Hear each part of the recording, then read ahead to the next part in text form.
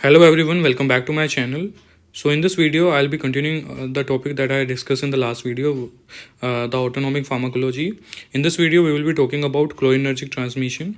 Okay, cholinergic means parasympathetic stimulation. So how the acetylcholine, जो acetylcholine होता है, that is a major neurohumoral transmitter at the autonomic nervous system, right? So in this particular video, we will be talking about the synthesis and storage of acetylcholine, how it is degraded by the different drugs, and how it has been transmitted. And we will be talking about the degrading enzyme of acetylcholine, which hydrolyze acetylcholine. These are cholinesterase, and we will also be talking about the receptor for acetylcholine. Okay. So we were discussing about neurotransmitter acetylcholine, right?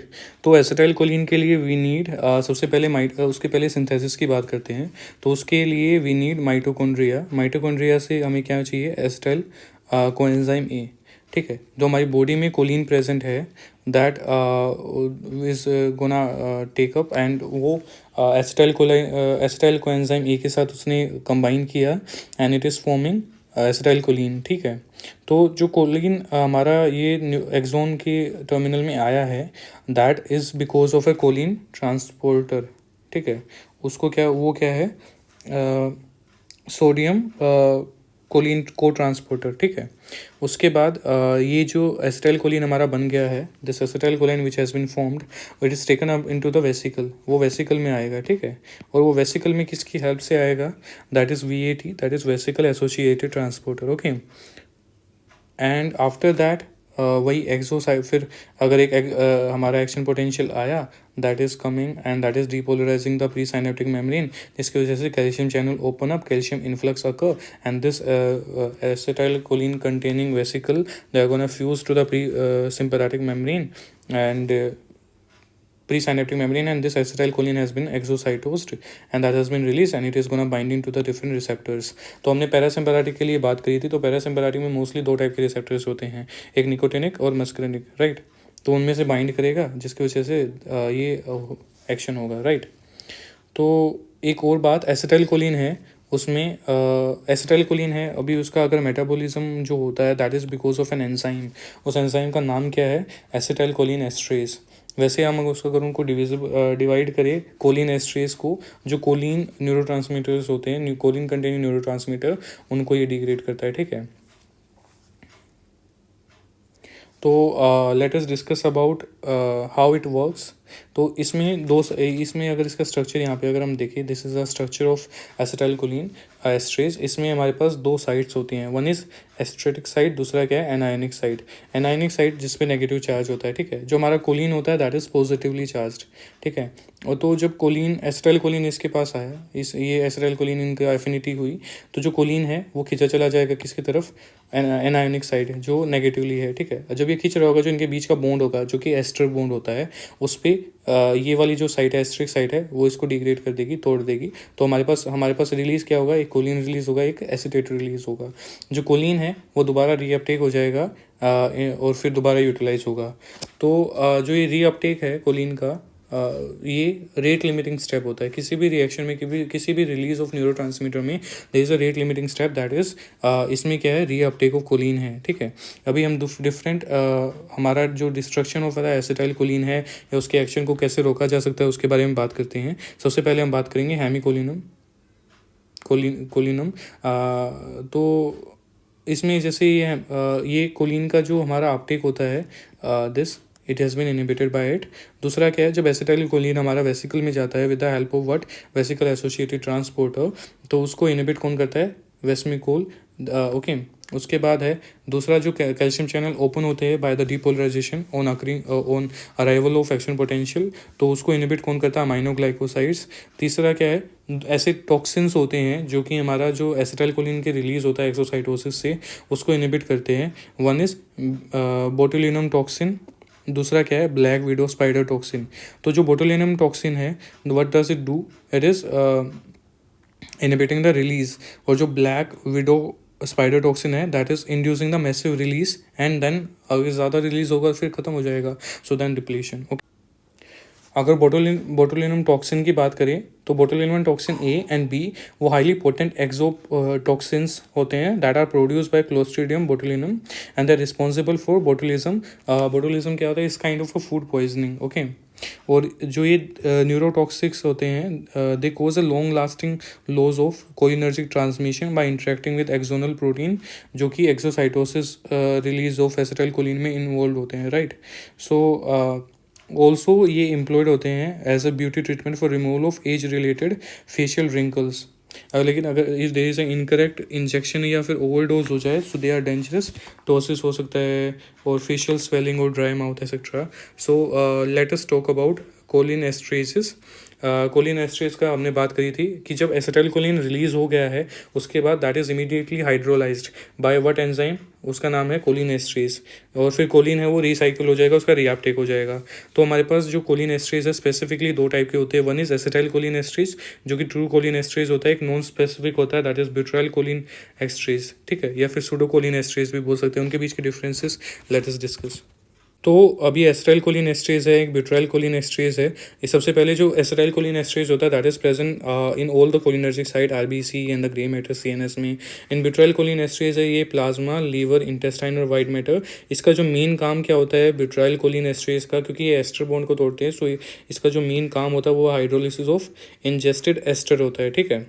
और उसके बाद आता है एक ये चार हमारे acetyl choline containing neurotransmitters होते हैं। तो जो एसिटाइल कोलिन होता है, जो एसिटाइल कोलिन एस्ट्रेस होता है वो वेरी फास्ट होता है इंटीग्रेटिंग दैट, ब्यूटाइल होता है वो स्लो होता है। और मेथोकोलिन और बेंजोइल कोलिन और ब्यूटाइल कोलिन वो हाइड्रोलाइज नहीं होते by acetylcholinesterase but they are hydrolyse by butylcholinesterase. और जो मेथोकोलिन होता है ये स्लो होता है बाई एसिटाइलकोलिन एस्ट्रेस और ब्यूटाइल तो करता ही नहीं। तो एक चीज़ याद करनी है कि ब्यूटाइलकोलिन एस्ट्रेस कौन से कोलिन कंटेनिंग न्यूरोट्रांसमीटर को हाइड्रोलाइज नहीं करते, दैट इज मेथाकोलिन। और जो एसिटाइलकोलिन एस्ट्रेस है वो किसको नहीं करते, बेंजोइल और ब्यूटाइलकोलिन। और इसका इनहिबिशन है, they are more sensitive to physostigmine हो गया, और these are more sensitive to organophosphate, so we have to remember that. So let us discuss about cholinoreceptors हो गए। सो जो कोलिन रिसेप्टर्स हैं वो दो टाइप के होते हैं, मस्करिनिक और निकोटिनिक। जो मस्करिनिक होता है वो हमने पढ़ा हुआ है पहले कि वो जी प्रोटीन कपल्ड रिसेप्टर होता है, और जो दूसरा होता है दैट इज आयन चैनल या फिर लिगैंड गेटिंग कैटायन चैनल बोल सकते हैं हम, ठीक है।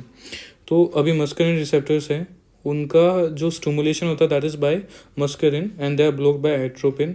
तो वो प्रेजेंट कहाँ कहाँ होते हैं, हार्ट में, हमने याद करना ही है, हार्ट में, ब्लड वेसल्स में, स्मूथ मसल्स में और urinary tract, sweat gland etcetera में, ठीक है। उसके बाद वो जो हमारे मस्कुलिन रिसेप्टर्स होते हैं पहले उनके बारे में बात करते हैं, उनके सब टाइप्स हैं, ठीक है। तो उनके 5 सब टाइप्स हैं, M1, M2, M3 and M4 and N5। And जो पहले 3 हैं हमारे मेजर सब types M1, M2 and M3, जो M4 और जो M5 रिसेप्टर होते हैं वो कहाँ प्रेजेंट होते हैं, in the nerve ending in certain areas of brain and they regulate the release of other neurotransmitters. Okay, so let us discuss about different muscarinic receptor सब टाइप्स। तो जो मस्करिन रिसेप्टर सब टाइप्स होते हैं, जो M1 होता है और M3 होता है और M5 होता है, हमें याद करना है कि वो GQ टाइप के होते हैं। हमने क्या बात करी थी, जी प्रोटीन कपल रिसेप्टर होते हैं, लेकिन जी प्रोटीन में कौन से टाइप का, ये होते हैं जी क्याउ के। जी क्याउ में क्या होता है, ये कैल्शियम इंक्रीज करवा देते हैं, ठीक है। तो और जो M2 और M4, M21 से याद कर लो, M2 एंड M2 और होते हैं वो GI होते हैं, ठीक है, GI G protein inhibitory sub types. Okay, they are causing the relaxation. तो अभी M1 की बात करते हैं, वो CNS में क्या कराते हैं, अगर कैल्शियम इंक्रीज करवा दिया एक्शन पोटेंशियल बढ़ जाएगा, कोग्निशन बढ़ जाएगा।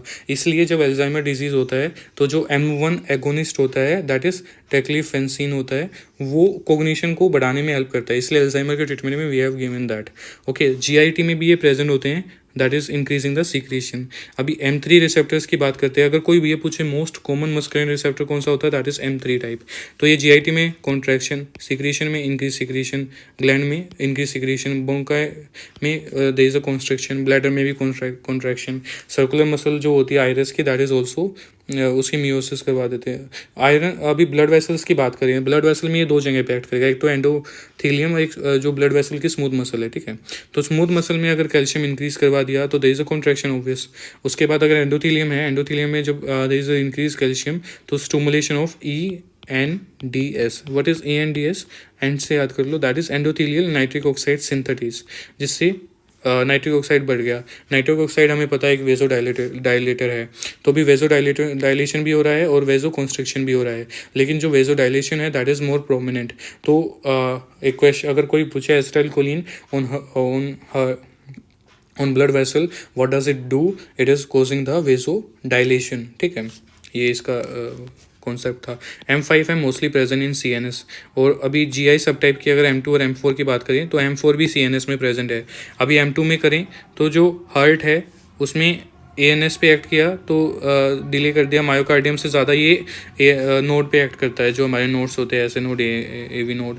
उसके बाद आता है ऐसे नोड पे, ये क्या करता है, हार्ट रेट को कम कर दिया, क्योंकि ऐसे नोड ही हमारा हार्ट रेट वो होता है, प्रोड्यूस करता है, रिदम प्रोड्यूस करता है। AV नोड है वो AV कंडक्शन को ब्लो कर दिया। तो मायोकार्डियम में करता क्या है, basically there is a decrease contraction of it. So let us again discuss. तो हमने क्या बात करी थी, जो M1 होता है, M3 होता है, और जो M5 रिसेप्टर्स होते हैं दे आर G सब type of G protein couple receptor. तो इनका काम क्या होता है, इनोसिटोल ट्राइफॉस्फेट को बढ़ा देंगे और डाइएसिटाइल ग्लिसरॉल फॉस्फेट को बढ़ा देंगे, बेसिकली कैल्शियम बढ़ा देंगे। इसका फंक्शन क्या होता है, हमने बात करा था, इंक्रीज इन कोग्निशन करता है M1 वाला, और they are also promote the secretion and smooth muscle cell contraction. और जो M2 होता है, M2 रिसेप्टर और M4 receptor they are G inhibitory sub types होते हैं। तो वो क्या करेंगे, साइक्लिक एडेनोसाइल मोनोफॉस्फेट जो कैल्शियम है उसको बंद कर दें, डिक्रीज करेंगे by inhibiting the adenylate cyclase, और ओपनिंग ऑफ पोटेशियम चैनल करेंगे। तो इससे क्या होगा, एक तो ऐसे नोड हमने पढ़ा था, और AV नोड ये मोस्टली नोड्स पे एक्ट करता है देन द मायोकार्डियम, और मायोकार्डियम में भी ये कॉन्ट्रैक्शन को कम कर देगा, और ऐसे नोड का हार्ट रेट कम कर देगा, AV में कंडक्शन कम कर देगा, ठीक है। सो let us discuss about nicotinic receptors. जो निकोटिनिक रिसेप्टर्स हैं वो सिलेक्टिवली एक्टिवेट होते हैं किससे, निकोटिन से, और जो अगर उनको ब्लो करना है दैट इज बिकॉज ऑफ हेक्सामेथोनियम।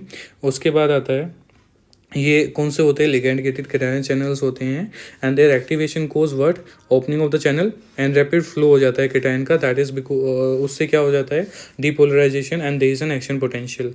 तो अगर उनको लोकेशन के बेसिस पे हम डिवाइड करें तो वो दो टाइप के हो गए, NM और NN, ठीक है।